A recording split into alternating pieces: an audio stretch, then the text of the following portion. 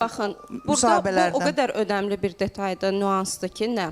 Sevilməyən biridirsə, dediyiniz kimi insanlara əgər bilmədən, fərqində olmadan Bəli, belə fərqində olmadan, sataşırsa, bəli. o zaman qarşıdakı Sataşmır, insanı sataşmır. və evinə girir, yəni Edirsə. narahat edirsə, yəni qarşıdakı bir insan da əgər sağlam bir düşüncəli deyilsə, onlardan birinin də zərər vermə ehtimalı ola bilər. Nifrət elə bir duyğudur ki, insanı susturar, görən birini görməz edər, kin və nifrət bunlara səbəb olan bir Aygül, şeylərdir. Mən nə qədər acı olsa da bunu da səsləndirmək istəyirəm ki, hətta bir-iki yerdən belə siqnallar gəlirdi ki, belə də informasiyalar, belə müraciət deməyim, belə bir təklif kimi də gəlirdi ki, siz kim axtarırsınız?